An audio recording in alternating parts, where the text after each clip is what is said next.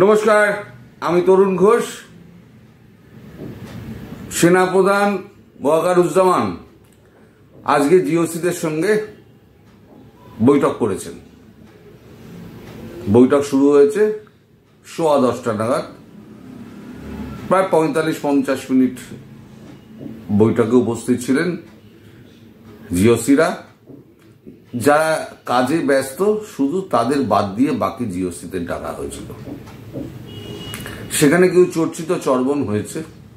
সেনাবাহিনী কর্তাদের বলে দেওয়া হয়েছে যে আপনারা মিডিয়ার সঙ্গে কথা বলছেন, বলুন, আমি না করছি না, কিন্তু এমন কোনো বক্তব্য আপনারা পেশ করবেন না যাতে সেনার বদনাম হয় এবং সেনার মনোবলে ধাক্কা লাগুক। আমরা আইন শৃঙ্খলা পরিস্থিতি নিয়ে আমরা উদ্বিগ্ন। আমাদের আরো টহল বাড়াতে হবে।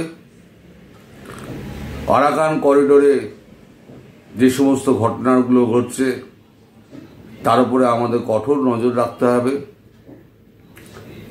আর সেনা সদস্যরা, সেনা কর্মকর্তারা তাদের নিচুতলার কর্মীদের সঙ্গে যেন সব সময় সদাচরণ করেন এবং আলাপ আলোচনা মধ্যে থাকেন।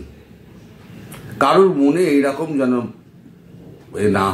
মনে না হয় যে তিনি অনাহুত বা তাকে কোনো রকমভাবে পাত্তা দেওয়া হচ্ছে না। অর্থাৎ সেনাকে একজোট করে রাখার বার্তা। তিনি এও বলেন যে ডিসেম্বরের মধ্যে নির্বাচন করতে হবে, তাতে সেনা বদ্ধপরিকর এবং সেনাবাহিনী সেই লক্ষ্যেই এগোচ্ছে। আমাদের সামনে এখন অনেক বড় কাজ, আমাদের সেই কাজ করতে হবে। তার জন্য আমাদের যা যা করা প্রয়োজন সেটা আমরা মিলিতভাবে করব, সকলের সঙ্গে আলাপ আলোচনার মাধ্যমে করব এবং অত্যন্ত গোপনীয়তার সঙ্গে করব। সেনাবাহিনীর সম্পর্কে যে সমস্ত কথাবার্তা, যে সমস্ত অপপ্রচার চালানো হচ্ছে, সেই অপপ্রচার যারা করছে তাদের বিরুদ্ধে এবার সেনাবাহিনী কঠোর অবস্থান নেবে বলে জানিয়েছেন সেনাপ্রধান। আসলে কিছু ইউটিউবারকে দিয়ে মোহাম্মদ ইউনুস সেনাবাহিনী সম্পর্কে অপপ্রচারের একটা চেষ্টা করছেন নানান রকম ভাবে। তিনি তো এইগুলো ভালো পারেন, নিজের ব্যান্ড বাজানো, নিজের ঢোল পেটানো এবং অন্যের ক্ষতি কি করে করা যায় সেটা উনি কিন্তু খুব ভালোভাবে বোঝেন। ফলে এখন কিছু ইউটিউবারকে ধরেছেন।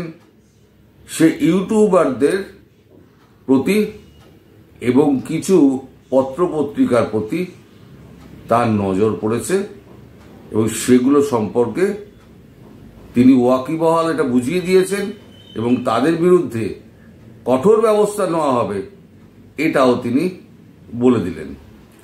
যেটা নির্যাস যেটা বেরোচ্ছে, বাকি সব চর্চিত চর্বণ আগের বারেও হয়ে গেছে, যেটা বেরোচ্ছে সেটা হচ্ছে সেনাবাহিনী কিন্তু মুখোমুখি অবস্থান থেকে এতটুকু সরে আসেনি। গতকালকে বিকেলবেলাতে আমাদের সেনাপ্রধানের সঙ্গে ফের এক দফা কথা হয়েছে, উষ্ণ আদান প্রদান হয়েছে। ভারতের সঙ্গে বাংলাদেশ সেনাবাহিনীর কোনো রকম নেই, বিরোধ নেই।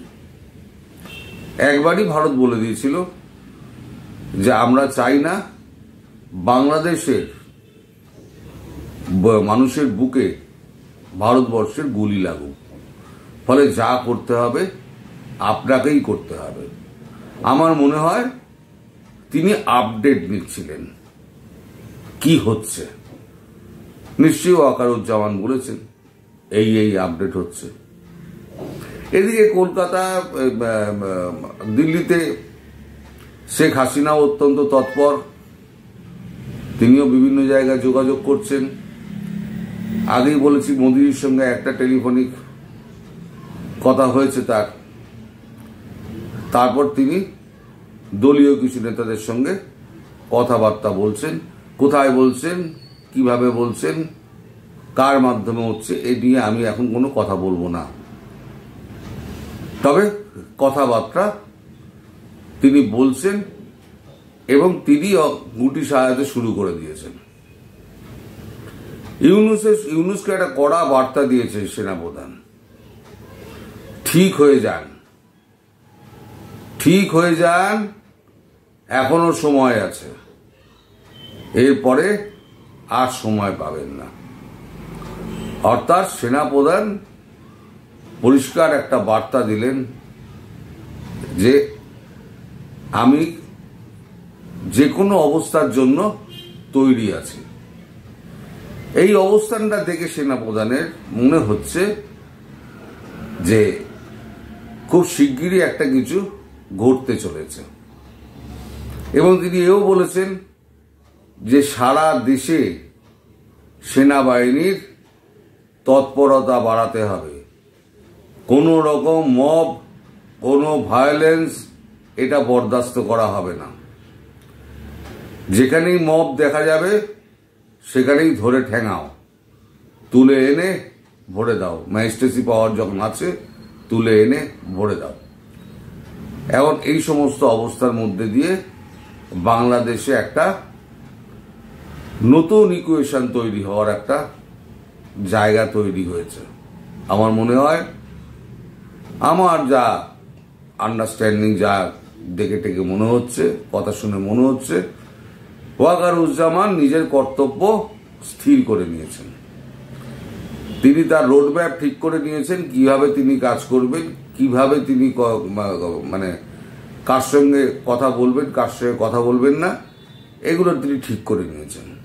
তার ভবিষ্যৎ কর্মপন্থা সম্পর্কে তিনি পরিষ্কার জানিয়ে দিয়েছেন এবং সেনাপ্রধানদের কোনো রকম মানে অন্ধকারে না রেখে ট্রান্সপারেন্সির মাধ্যমে পুরোটাই উনি ট্রান্সপারেন্সির সঙ্গে করছেন, যাতে কেউ না বলতে পারে যে আমি তো জানতাম না, আমাকে তো বলা হয়নি, এটা কেউ যাতে না বলে। আর ওপর তলায় বলা মানে আপনি ব্যাপারটাকে পার্কুলেট করে দিন, সবাইকে আপনি জানিয়ে দিন। তার জন্যই বলা হচ্ছে যে অধস্তন যে সমস্ত আপনার সেনাকর্মী রয়েছে তাদের সঙ্গেও আপনারা কথা বলুন। অর্থাৎ এই যে কথা আলোচনা হচ্ছে সেই আলোচনাটা আপনারাও ক্যান্টনমেন্টে ফিরে যান, ফিরে গিয়ে আপনারাও আলোচনাটা করুন। অর্থাৎ সেনাবাহিনীকে একজোট করা এবং তাদের মনোবলকে তুঙ্গে রাখা। অর্থাৎ বড় কিছু হওয়ার আগে যে জিনিসগুলো হয় সাধারণভাবে সেই জিনিসগুলো হচ্ছে। এখন সেটা কুয়ে পরিবর্তন হবে নাকি রাষ্ট্রপতির হাতে ক্ষমতা তুলে দেওয়া হবে, সে ব্যাপারে এখনো পর্যন্ত কোনো আন্দাজ তো পাওয়া যাচ্ছে না। এখন সেটা ওয়াকারুজ্জামানই জানেন, আমরা বলতে পারবো না। ফলে কিছু একটা যে বড় হতে যাচ্ছে এবং তার জন্য খুব একটা সময় বাকি নেই। আর একটা চমকপ্রদ ঘটনা ঘটেছে, সেটা হচ্ছে একদিন যিনি বিপক্ষে ছিলেন একজন সেনাপ্রধান, যাকে পরবর্তী সেনাপ্রধান করার জন্য, নাম আমি ইচ্ছে করে উল্লেখ করছি না, যাকে পরবর্তী সেনাপ্রধান করার জন্য ইউনূস উঠে পড়ে লেগেছিলেন, তিনি এখন বুঝতে পেরে গেছেন তার পায়ের তলায় মাটি সরছে, মানে এই সরকারের পায়ের তলায় মাটি সরছে। তিনি এখন ওয়াকারুজ্জামানকে সব রকম সমর্থন জুগিয়ে যাচ্ছেন, প্রমাণাদি জোগাড় করা, কোথায় কি হচ্ছে খবরাখবর দেওয়া। তিনি এখন পুরোপুরি একদম ওয়াকারের কোয়ার্টারে শিং ভেঙে ঢুকে গেছেন। ফলে যেটুকু শত্রুতা বাইরে ছিল এবং শত্রুরা বাইরে ছিল তাদের সবাইকে নিজের কোয়ার্টারে ওয়াকারুজ্জামান ঢুকিয়ে নিয়েছেন।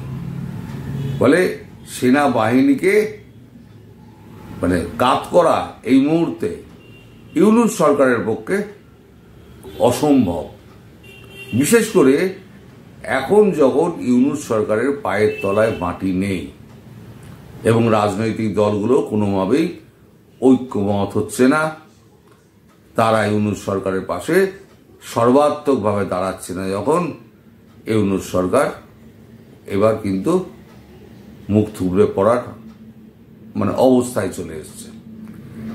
এর মধ্যে শোনা যাচ্ছে উনি জাপান যাচ্ছেন $1 বিলিয়ন জোগাড় করার জন্য। ধার, আরে ধার করে কি আর চিরকাল সংসার চলে? নিজের দেশটাকে রাষ্ট্রটাকে একেবারে গোল্লায় পাঠিয়ে দিয়ে ধারের ওপর বেঁচে থাকবেন? আর ধার কার কাছে চাইছেন? ধার চাইছেন এমন একটা দেশের কাছে যে চীনের শত্রু। চীন আর জাপান এই দুজন হচ্ছে চিরশত্রু, যেমন ভারত আর পাকিস্তান। তাহলে এবার চীন কি ভালোভাবে মেনে নেবে? এটা মেনে নেবে না। আমেরিকার সঙ্গে ভারতের এই সেনা করিডোর নিয়ে, আরাকান করিডোর নিয়ে লেগে গেছে। এবার চীনের সঙ্গে লাগবে এই 1 বিলিয়ন নিয়ে, চীনের সঙ্গে লাগবে। সব কটা কোয়ার্টারকে না খেপিয়ে দিয়েছেন আমাদের ইউনূস, প্রত্যেকটা কোয়ার্টারকে খেপিয়ে দিয়েছেন। যে কটা দেশ আছে পার্শ্ববর্তী সব কটা রাষ্ট্রকে উনি খেপাচ্ছেন।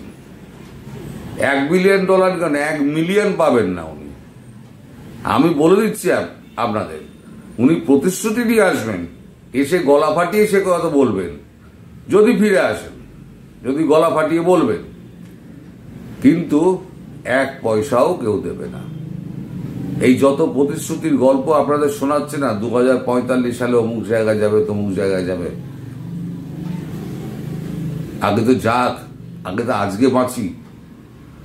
ওদিকে মোদিজি গতকালকে ভুজে দাঁড়িয়ে একটা হুঙ্কার দিয়েছেন, রুটি খাচ্ছ খাও, গন্ডগোল করলে আবার গুলি খাবে। অর্থাৎ শান্তিতে রুটি খাও, নইলে গুলি খাবে। এটা পাকিস্তানকে বলা হলেও উদ্দেশ্যটা কিন্তু বাংলাদেশের দিকেও আছে, যে চাল ডাল পাঠাচ্ছি এখনো পর্যন্ত, সেগুলো খাও, মাদরামি যদি করো তাহলে গুলি খাবে। সেটা বাংলাদেশিরা, এই যত উচ্চিংড়ের দল আছে, তারা যত তাড়াতাড়ি বুঝতে পারে তত ভালো। ওদিকে পুশিন নিয়ে খুব গন্ডগোল চলছে। স্বরাষ্ট্র সচিব উনি যে উপদেষ্টা, তিনি বলছেন যে নিয়ম মেনে ওদেরকে ফেরত পাঠানো উচিত, পুশিন করা ঠিক নয়। তাই এরা যারা এসছিল বাংলাদেশে বড় চোরা পথে ভারতে ঢুকেছিল, তারা কি নিয়ম মাফিক ঢুকেছিল যে তাদের নিয়ম মাফিক ফেরাতে হবে? এই ফেরাতে গিয়ে এক জায়গায় গুলি চলেছে। জানা যাচ্ছে চ্যাংড়াবাধা একটা কোন জায়গায় একজন চোরাপথে ঢোকার চেষ্টা করছিল, বিএসএফ বাধা দিয়েছে। তারপর গ্রামবাসীরা নাকি লাঠি ফাটি নিয়ে নাকি বিএসএফ এর ওপর চড়া হয়েছে। বিএসএফ সরাসরি গুলি চালায়নি, এয়ার ফায়ার করেছে, তাতেই পালিয়ে গেছে। নইলে এখন তো শুট অ্যাট সাইট অর্ডার দেওয়া হয়েছে, সামনে পড়লেই গুলি চালিয়ে দেবে। 2-4টা লাশ পড়ে গেলে আর ওই অঞ্চল দিয়ে আর ঢুকবে না। আমার দেশটা হয়ে গেছে একেবারে খোলা মাঠ, যে পারবে ঢুকে পড়বে, আর আমি ফেরত পাঠাতে পারবো না। মজার কথা, আপনার বাড়িতে চুরি করতে ঢুকলো, চোরকে আপনি বাধা দিতে পারবেন না। এটা মজার কথা। বাংলাদেশে একটা অদ্ভুত একটা কাহিনী রয়েছে যে পুশিন করা যাবে না, সীমান্ত হত্যা করা যাবে না। তোমার লোক যদি সীমান্ত দিয়ে চোরা পথে ঢুকে দিলে গুলি খাবেই, তাদেরকে তুমি আটকাও। তোমার বিজেপি গুলো ওখানে রয়েছে করতে, লবেন চুষতে। তো যাই হোক, সেনাপ্রধান এখন তার জায়গায় দৃঢ় প্রতিজ্ঞ হয়ে রয়েছেন যে ডিসেম্বরের মধ্যেই নির্বাচন করতে হবে। আর ইউনূস যদি বেশি ব্যাগরবাই করে, তাহলে ইউনূসের কপালে কিন্তু দুঃখ আছে, ইউনূসের পায়ের তলায় মাটিও নেই। এখন আরো কিছু আপডেট হোক, যদি হয় রাতে নিশ্চয়ই আপনাদের জানাবো। সবাই ভালো থাকবেন, সুস্থ থাকবেন, সাবধানে থাকবেন। নমস্কার।